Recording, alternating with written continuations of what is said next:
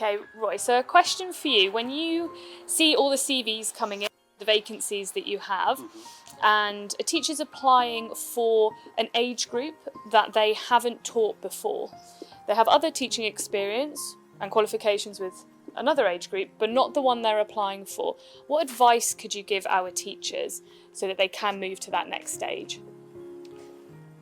Well, that's quite a career development, moving from one key stage to another, or one age phase to another.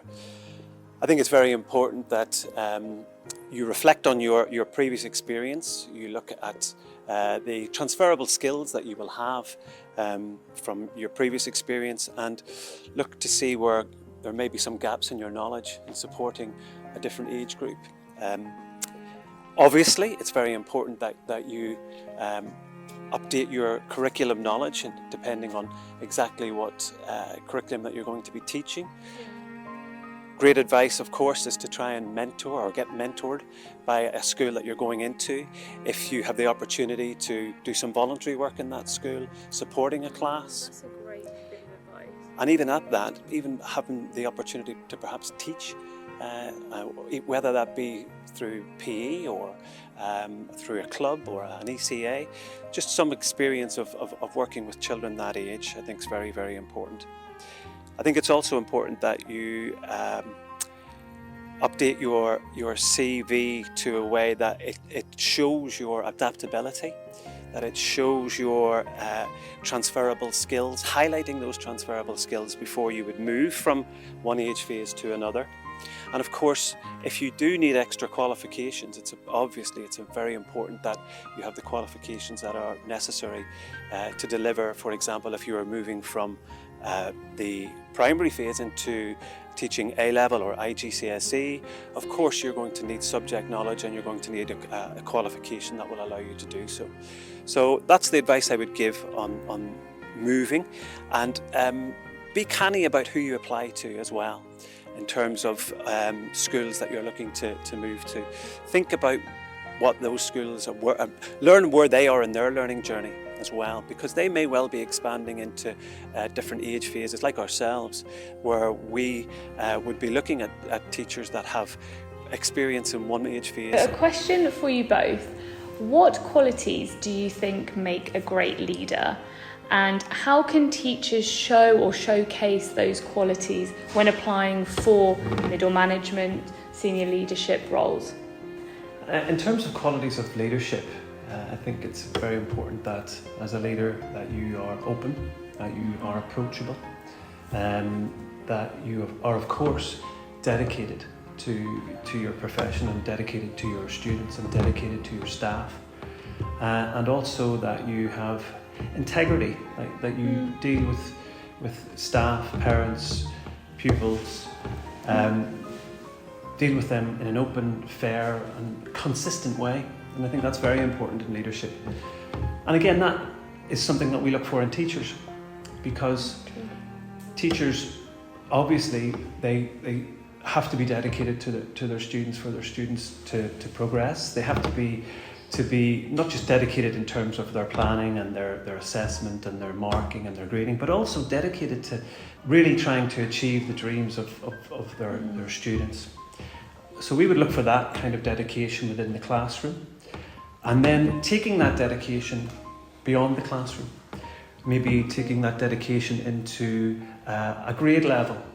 So maybe expanding that out by perhaps running a grade level trip, or something, organising something that shows that they have an awareness of the wider school, and then moving that on even further, then looking at organising something that's perhaps whole school, and really investing in the school itself. And I think that's very important, that dedication to their learning, and also dedication to their own professional learning as well. Yeah, encompassing what is essentially an all-round educator, yes, isn't it? And that's what they live and breathe, yes, really, themselves.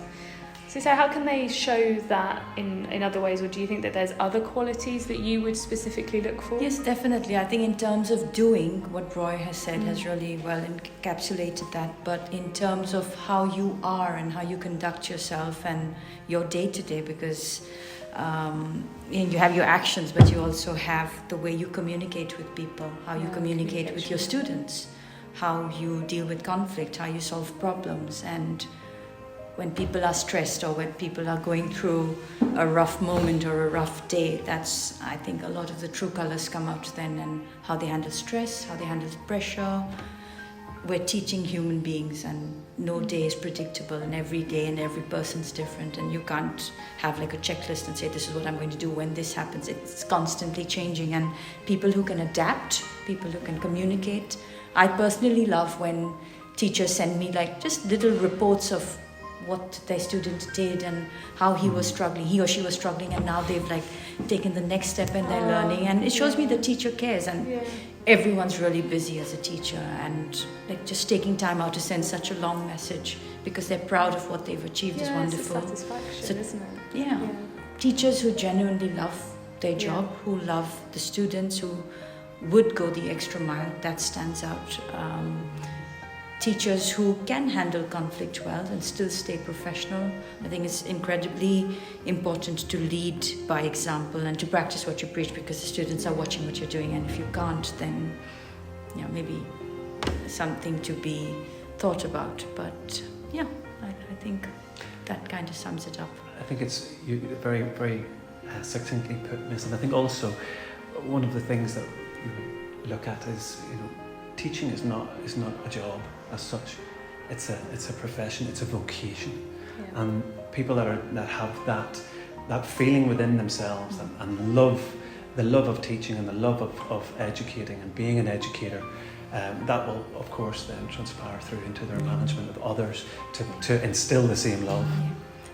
One of the things, sorry we're yammering on here, but one of the things I say when I've interviewed people over the years is, I think the leadership sets the tone of the school, and it's very important what kind of leader you are and what your team is seeing, because your team someday will become leaders themselves, and then maybe they're emulating things they shouldn't be.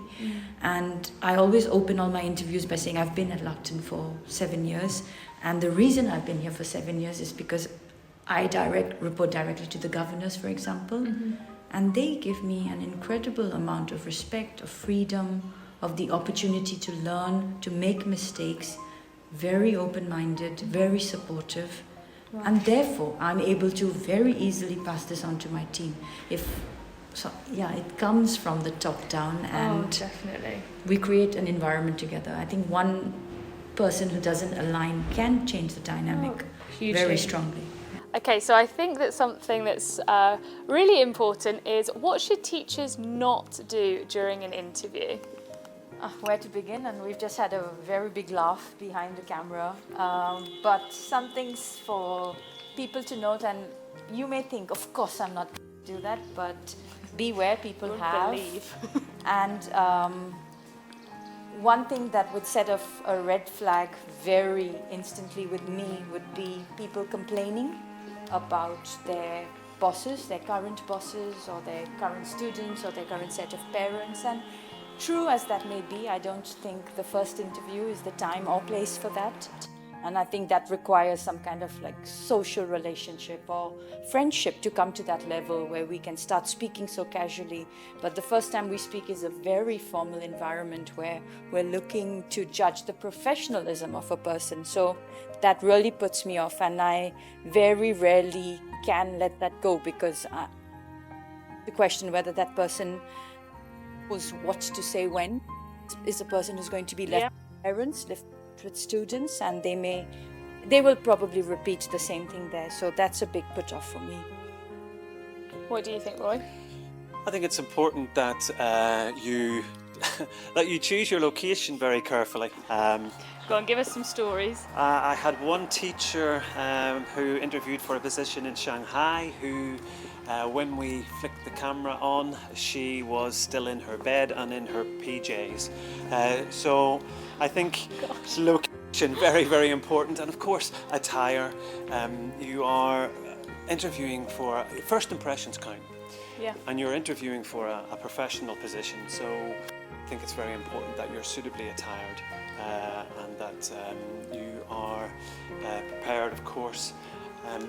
to be as clear and as concise in your delivery of your answers, and remember, and sometimes it's nerves, maybe it's excitement, but remember it's a conversation, and you need to ensure that you allow and know when to speak and when not to speak. I think it's a skill that maybe some people are as we become more of a digital age, the art of conversation maybe isn't as strong as it used to be, but do remember that it is a conversation that you're having in terms of what could be a very, very life-changing decision for your career. Definitely. And just quickly, before we end, in terms of attire, what is the most casual you would accept from a teacher?